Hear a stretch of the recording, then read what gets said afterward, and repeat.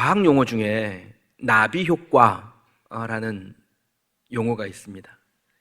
그러니까 브라질의 그 정글에서요, 나비가 날개짓을 한번 샥 하면 바람이 일잖아요. 그 바람이 카리브해를 지나가면서 이게 폭풍으로 변하여 미국 텍사스의 허리케인으로 상륙할 수 있다. 뭐 이런 아주 좀 카오스적 과학 이론이에요.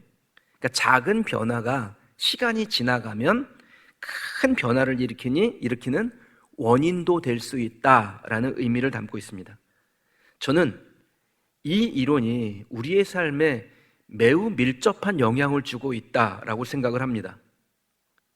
영적인 영역뿐 아니라 우리 인생의 모든 범사에 이 이론과 같이 되는 일들이 정말 많이 있습니다. 주님 앞에 우리의 수고와 헌신이 작고 보잘것없는 몸짓일 수 있어요. 그런데 그 작은 헌신이 언젠가 큰 변화를 만들어 기적으로 바꿔낼 수 있다는 겁니다. 오늘 본문의 내용을 오병이어 사건이라고 부르죠. 떡 5개, 물고기 2마리, 작은 겁니다. 근데 이 작은 것들이 어떻게 사용되어서 큰 기적을 만들어냈는지 오늘 본문에서 우리가 확인할 수 있는 것입니다. 오늘 말씀을 통해서 크신 하나님, 기적의 주인이신 하나님의 관점, 현실을 바라보는 예수님의 관점, 그것을 배우고 우리도 우리의 삶에서 기적을 만들어 가시는 하나님과 동행하며 기적의 주역들이 되는 우리 성도들이 되시기를 주의 이름으로 축원합니다. 자, 오병이어 말 그대로 오병 떡 5개, 이어 물고기 2마리예요. 이걸로 남자만 5,000명. 그때는 남자만 숫자를 셌으니까 여자 어린애까지 치면 2만 명 이상이나 되는 사람이 먹고도 남는 기적이 일어났다라는 거예요. 복음서의 저자들이 이 오병이어를 매우 중요하게 여겼습니다. 그래서 사복음서 전체에 상당한 분량으로 이 내용을 기록해 두었어요. 복음서라는 것은 관점의 성경이거든요. 그러니까 예수님의 사역을 목격했던 제자들이 어떠한 관점에서 기록했느냐에 따라서 마태복음, 마가복음, 누가복음, 요한복음이 다릅니다. 그러니까 정돈된 내용이 다르다라는 거예요. 근데 이 사복음서에 다 기록되었다라면 여러분 중요한 내용인 건 분명하겠죠. 주는 메시지가 묵직해요. 이 오병이어의 기적의 사건이 일어나기 전에 이 제자들에게 있는 현실은 비관적이었습니다. 말씀과 사랑에 갈급했던 많은 무리가 예수님께로 모여들었고 제자들은 그들을 돌보고 또 질서를 유지시키느라 매우 지친 상황이에요. 게다가 이 오병이어의 사건 전에 제자들은 복음을 전하는 전도 사역을 하고 돌아왔을 때입니다. 오늘 보면 6장 31절에 보면 이르시되 너희는 따로 한적한 곳에 가서 잠깐 쉬어라 하시니 이는 오고 가는 사람이 많아 음식 먹을 겨를도 없음이라. 오병이어의 기적이 있기 전에 제자들을 둘씩 짝지어서 파송을 보내서 전도하게 합니다. 두버릇도 가지지 말고 전대도 가지지 말고 거짓처럼 순례 전도하면서 사람들에게 생명의 복음을 전하고 돌아온 거예요. 영적으로 승리했죠. 그러나 육신은 지쳤습니다. 몸 상태는 정말 만신창이가 됐어요. 영혼이야 기뻤겠지만 육신은 지쳐 있는 거예요. 그래야 예수님 보다 못해서 야 너희들 안 되겠다, 조금 쉬어라, 사람 없는 조용한 곳에 가서 좀 쉬는 게 좋겠다, 이렇게 말씀하실 정도였어요. 좀 쉬려고 그랬는데 쉴 수가 없습니다. 한적한 곳에 가서 쉬려는데 사람들이 계속해서 밀려 들어오는 겁니다. 수많은 무리들이 예수님을 만나고자, 예수님에게 말씀을 듣고자, 예수님의 기적을 체험하고자 찾아왔고 예수님이 그들을 막 응대하시는데 어디 가서 한적한 곳에 가서 쉴 수가 없어요. 그래서 이리 뛰고 저리 뛰고 사람들을 돌보고 이것저것 챙기는 중에 그만 날이 저물게 됩니다. 그러니까 제자들 마음에 겁이 덜컥 났어요. 여러분, 많은 사람들이 모여있고 날이 저물었습니다. 그럼 무슨 문제가 생길까요? 먹어야 될 거 아니에요. 예나 지금이나 먹는 문제가 해결되지 못하면 거기서 사건이 날 수 있습니다. 믿는 사람도요, 먹는 문제가 해결이 안 되면 불평불만이 나와요.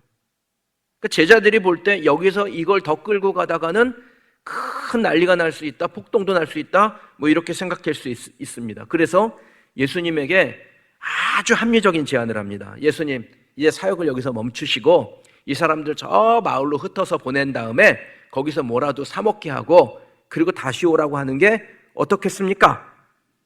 그럼 매우 현실적이고 합리적이고 타당하지 않아요? 제자들의 제안이요? 여러분, 예수님이 그거 좋겠다, 그렇게 각자 알아서 민생고 해결하고 또다시 모이게 하자, 그러시면 좋은데 예수님이 말도 안 되는 말씀을 하세요. 제자들에게 너희가 먹을 걸 줘라, 이렇게 말씀을 하세요. 그게 마가복음 6장 37절이죠. 대답하여 이르시되 너희가 먹을 것을 주라 하시니, 제자들의 반응이 나옵니다. 여짜오되 우리가 가서 200데나리온의 떡을 사다 먹이리이까. 그럼 그 순간에도 계산이 빠른 사람은 항상 있어요. 잽싸게 계산해 본 거예요. 얼마가 드나. 근데 이 많은 무리를 먹이려고 하니 200데나리온 가량의 돈이 필요했습니다. 그러니까 지금으로 환산하면 한 2천만 원 정도 되는 돈이 드는 겁니다. 근데 제자들의 수중에 땡전 한 푼이 없어요. 여러분, 사람의 그 뇌구조가 그래요. 너무 황당한 일을 시키잖아요. 그러면 아예 엄두가 안 나요. 의욕이 안 생깁니다. 그러니까 지금 똑같은 일이 벌어진 거예요. 예수님께서 야, 우리가 이 많은 사람을 어떻게 다 먹일 수 있겠니? 최소한 어린 아이만이라도 우리가 어떻게든 먹여보자. 그랬으면 제자들이 어떻게든지 해보려고 했을 겁니다. 근데 예수님이 하시는 말씀은 뭐예요? 이 많은 무리들에게 너희가 먹을 것을 주어라, 이렇게 말씀하세요. 아예 시도도 하고 싶지 않은 마음을 갖게 하신 거예요. 이게 되겠나? 이 소리 나온 겁니다. 근데 여러분, 좀 이상하지 않으세요? 제자들의 사정을 예수님이 모르시나요? 제자들이 어디다 돈을 꿍쳐놨다고 생각하셨나요? 그렇지 않고서야 이 많은 사람에게 먹을 것을 주라라는 말씀이 그렇게 쉽게 나올 수 있는 건가요? 그럼 왜 예수님께서 제자들에게 이런 말도 안 되는 일을 시키셨을까요? 예수님의 의도를 잘 이해하시려면 질문 잘 던지시면 됩니다. 왜 예수님은 제자들에게 이렇게 말도 안 되는 일을 시키셨을까요? 여러분, 예수님이 말도 안 되는 일을 시킬 때는 의도가 있는 겁니다. 의도를 발견하셔야 돼요. 저나 여러분이나 기적을 믿는 사람들이죠. 이성적 판단이나 합리적 사고로 이해 안 되는 기적이 내게 일어날 수 있다는 것을 믿는 사람들이에요. 그게 그리스도인이에요. 저나 여러분이 기적을 믿는 사람이라면 예수님이 제자들에게 시키신 일 동시에 지금 우리가 이해할 수 없는데 우리에게 말씀하고 지시하고 따르게 하시는 그 일을 예수님의 관점으로 바라봐야 된다는 겁니다. 기적이란 게 뭡니까? 이성적 판단으로는 불가능할 거야 라는 것을 주님의 능력으로 현실이 되게 만드는 것이 기적입니다. 그래서 저와 여러분은요, 범사에 기적의 주인이신 예수님의 관점으로 보는 연습을 하셔야 됩니다. 우리에게 무슨 일이 일어났을 때 이걸 예수님의 관점으로 보는 연습이 저와 여러분에게 훈련되셔야 돼요. 왜 예수님이 제자들에게 이처럼 말도 안 되는 일을 시켰을까요? 답은 정해져 있습니다. 기적을 보여주시려는 거예요. 그거 합리적으로 할 수 있는 일 아니라면서요. 그거 이성적으로 안 되는 거라면서요. 근데 예수님이 하라고 그러셨어요. 그럼 답은 정해져 있는 거 아닙니까? 기적을 보여주시려는 거죠. 여러분, 왜 주님이 우리에게 말도 안 되는 꿈을 갖게 하시고 말도 안 되게 기도하게 하시고 감당치 못할 헌신을 요구하실까요? 기적을 보여주시려는 겁니다. 제가 강조해야 별 3개 그려서 말씀을 드려요. 여러분, 성도는 주님이 나에게 기적을 베푸신다, 여러분, 이것을 철저하게 믿고 이 기적이 일어나도록 하나님의 관점을 놓치지 않는 사람이에요. 전 저와 여러분이 주님의 관점을 놓치지 않는 성도가 되시길 주의 이름으로 축원합니다. 기적을 경험하고자 한다면 합리적 사고, 이성적 판단은 내려놓는 거예요. 누구나 할 수 있는 일이요? 시간이 가면 저절로 될 일이요? 그게 아니라 불가능한 것을 현실로 만들고자 한다면 능력을 베푸시는 예수님의 관점을 발견하셔야 됩니다. 예수님처럼 생각하고 예수님처럼 행동하는 거예요. 오늘 설교의 제목처럼 기적의 주인처럼 행동하라 라는 것입니다. 예수님과 제자들이 지금 다른 곳에 있습니까? 다른 걸 봅니까? 같은 상황이에요. 그런데 예수님은 제자들에게 너희가 줘라 라고 하시고요, 제자들은 그 많은 돈이 어딨냐고 합니다. 여러분, 예수님과 제자들의 결정적 차이가 뭔가요? 관점의 차이예요. 예수님은 된다고 여긴 거고 제자들은 안 된다고 여긴 겁니다. 여러분, 어떤 시각을 갖고 계십니까? 모든 시대를 초월하여 기적이 언제 일어나는 줄 아세요? 현실을 보는 태도에서 결정이 납니다. 제자들이 예수님과 어떤 차이가 있는 것 같아요? 능력의 차이요? 그렇지 않아요. 관점의 차이예요. 현실을 보는 시각의 차이, 그것이 예수님과 제자들의 차이였고 그 시각의 차이가 기적을 만들어내는 것입니다. 예수님과 제자들의 대화를 한번 살펴볼게요. 본문 6장 36절 37절입니다. 무리를 보내어 두루 촌과 마을로 가서 무엇을 사 먹게 하옵소서. 대답하여 이르시되 너희가 먹을 것을 주라 하시니 여짜오되 우리가 가서 200데나리온의 떡을 사다 먹이리이까? 돈이 없다라는 겁니다. 제자들은. 그럼 예수님의 현실과 제자들의 현실이 다릅니까? 예수님도 돈이 없어요. 제자들도 돈이 없죠. 예수님이나 제자들이나 똑같은 현실에 놓여 있습니다. 똑같이 많은 무리를 바라봤고 똑같이 돈이 없어요. 그런데 그 현실 앞에서 예수님의 태도는 해보라라는 것이고 제자들의 태도는 어떻게 하냐라는 것입니다. 현실만 보면 제자들이 내린 결정이 맞지요. 주머니 털었는데 단돈 몇만 원밖에 없는데 어디 가서 2천만 원어치 떡을 사옵니까? 그런데 냉정한 현실에 머물러만 있으면 우리 현실은 계속해서 냉정해집니다. 절대로 현실을 못 넘어요. 예수님은 어떠신가요? 상황과 현실을 바라보는 태도에서 제자들과는 확연한 차이가 있죠. 제자들은 무조건 이건 안 되는 거야. 그 돈이 어딨어? 불가능한 거야. 벌써 결정해 버렸어요. 근데 예수님은 어떻게 하면 될까? 방법은 뭘까? 제자들에게 이 무리들을 긍휼히 여기는 방법이 무엇인지를 생각하라라고 말씀하고 있는 겁니다. 사랑하는 성도 여러분, 저나 여러분이나 앞으로 난감한 일을 종종 만나게 될 겁니다. 안 그랬으면 좋겠지만 피할 수 없는 현실이에요. 주머니에 돈이 없는데 내가 부담해야 되는 상황이 벌어질 거고, 봉사할 사람은 없는데 나에게 짐이 점점 더해질 것이며, 이건 안 되는 거야 소리가 나온 상황에서 하나님은 계속해서 해보라라고 말씀하실 겁니다. 그때 중요한 것은 이 냉정한 현실을 바라보는 주님의 관점을 내가 가질 수 있느냐? 바로 이겁니다. 여러분, 예수님이 무슨 생각으로 너희가 먹을 것을 주라라고 제자들에게 제안을 하셨을까요? 그리고 비슷한 상황을 우리가 만났을 때 우리는 어떻게 예수님의 태도를 견지하고 우리의 문제를 해결할 수 있을까요? 오늘 본문이 우리에게 주는 메시지입니다. 자, 모인 사람이 남자만 5천 명이에요. 애들까지 치면 2만 명 될 수 있어요. 필요한 돈은 200데나리온이에요. 이거 어떻게 해결할 수 있습니까? 방법은 다양합니다. 다만 전제는요, 예수님이 하신다. 예수님이 하신다. 이 전제를 가지고 주님 앞에서 내 일을 하는 겁니다. 내게 맡겨진, 내게 부여된 그 일을 하는 거예요. 오병이어의 기적은 부정적인 현실에 주목하지 않고 사람들을 긍휼히 여기시며 반드시 그들을 먹이고 말겠다라는 예수님의 긍정적인 태도에서 출발했다라는 것을 기억하셔야 돼요. 제가 20년 넘게 목회를 하면서 깨달은 겁니다. 무슨 일을 하건요, 부정적인 사람하고 일을 하잖아요. 성과가 안 나와요. 매우 힘들어요.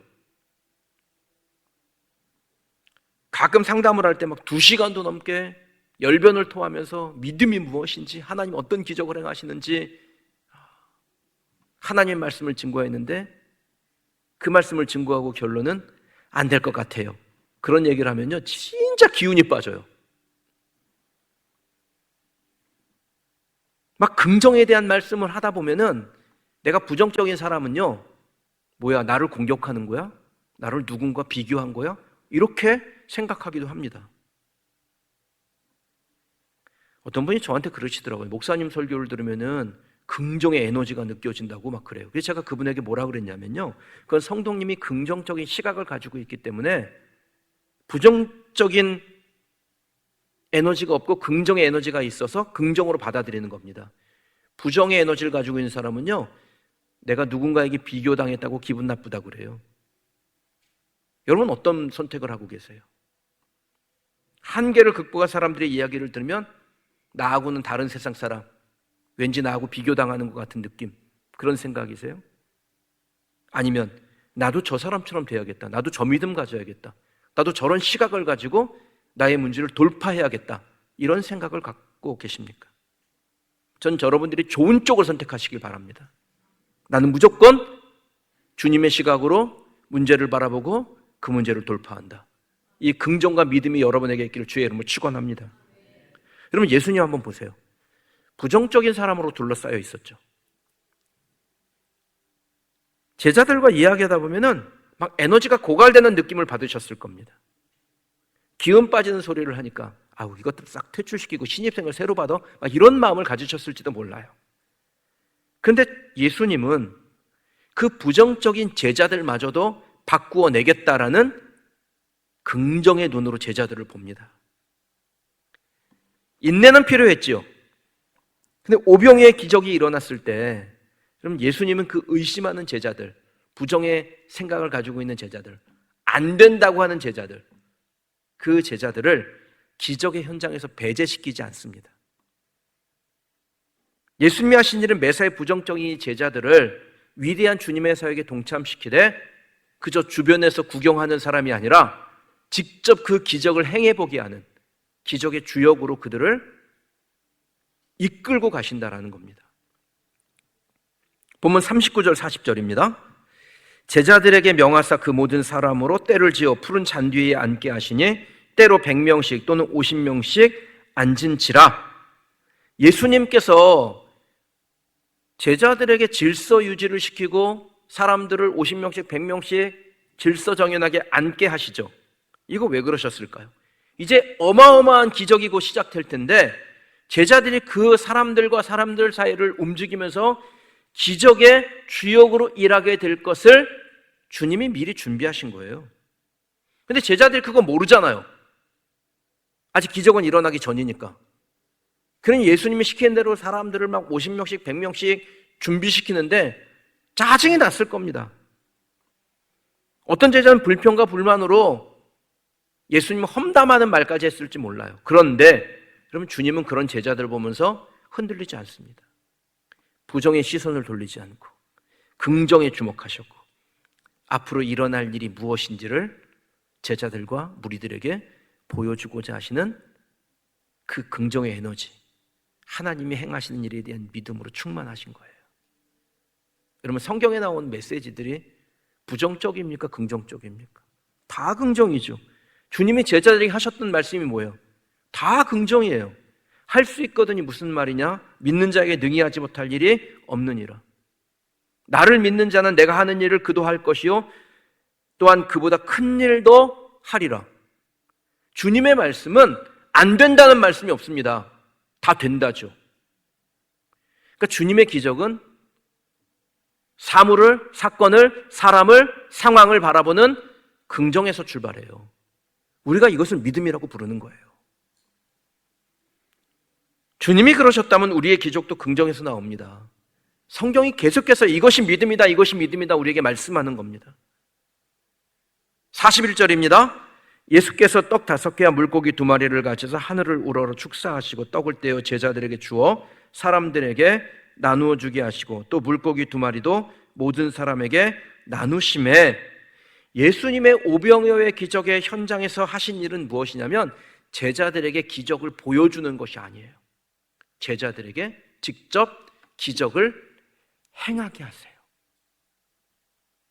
본문을 잘 보시면 됩니다. 예수님이 떼어도 줄어들지 않는 그 떡을 직접 만들어 주시는 것이 아니에요. 기도하시고 떡을 제자들에게 주신 거고, 제자들이 사람들에게 나누어 줄 때 그 떡이 줄지 않고 늘어나는 기적이 일어난 겁니다. 잘라도 넘치는 물고기 예수님이 주신 것이 아니라 제자들이 사람들에게 준 겁니다. 그럼 기적은 누가 한 거예요? 거기 앉아있는 수많은 무리들이 볼 때 기적은 누가 행한 겁니까? 제자들이 행한 것입니다. 우리는 예수님이 기도를 끝내자마자 막 물고기가 5톤 트럭 20대 분량으로 막 불어가지고 사람들에게 주어졌나 보다 그렇게 생각하죠. 실상은 제자들이 그 떡을 떼어줄 때 기적이 일어난 것입니다. 여러분, 음식을 나누어준 제자들의 태도가 어떻게 바뀌었을까요? 마지못해서 예수님은 무슨 이런 기적을 행하시고 그래, 그러면서 주었을까요? 성경이 묘사하고 있지 않지만 상상되지요? 제자들이 막 사람 사이를 뛰어다니며 감격에 겨워서 기쁨 가운데 땀 범벅, 눈물 범벅 그렇게 주님의 기적을 행하는 기적의 주역들이 되지 않았겠습니까? 그럼 예수님이 왜 그런 일을 행하셨을까요? 기적의 주인처럼 행동하도록 기회를 주신 겁니다. 앞으로 수많은 사람들에게 복음을 전해야 될 사도들이잖아요. 그러니까 기적이 무엇인지를 직접 경험하게 하신 거예요. 그들에게 있던 부정의 기운을 제거하고자. 그래야 믿음을 가르치고 믿음을 보여줄 테니까요. 그럼 예수님이 제자들이 힘든 거 아셨습니다. 쉼이 필요하다는 것도, 얼마나 마음이 상해 있는지도 예수님이 왜 모르셨겠습니까? 근데 그들의 문제는 어디 가서 좀 잠시 휴양한다고 해결되는 문제가 아니에요. 순간은 해결될지 모르지만 진짜 그들의 회복은 어디서 일어나요? 내가 기적의 주역이 될 때, 그래서 예수님의 시각과 관점으로 사건과 사물과 사람을 바라보고 거기서 하나님이 행하시는 놀라운 변화를 목도하고 경험할 때 진정한 회복이 됩니다. 그러니까 기적의 주인처럼 행동해 보는 것, 그것이 진정한 회복이라는 거예요. 그래서 제자들을 기적의 주역으로 동참하게 하신 것입니다. 멀찌감치 구경꾼으로 있는 것이 아니라 그 기적의 중심 안에서 주님의 기적을 직접 행해보는 것입니다. 사랑하는 성도 여러분, 제자들의 상황을 아셨던 주님은 저와 여러분의 상황도 잘 알고 계세요. 우리가 연약하다는 것, 우리가 지금 지쳤다는 것, 우리에게 쉼이 필요하다는 것, 주저앉아 울고 싶은 상황이라는 거 압니다. 예수님 모르지 않아요. 근데 주님이 그럼에도 우리를 자꾸 재촉하신 이유는 뭔가요? 몸이 힘들어도 기적의 현장에서 기적의 주인처럼 행동해 봐라, 관점을 바꾸고 태도를 바꾸고 기적을 경험해 봐라 라고 재촉하신 이유는 뭡니까? 진정한 회복은 거기서 나오기 때문이에요. 전 저와 여러분들이 이 원리대로 살아가기를 주님의 이름으로 축원합니다.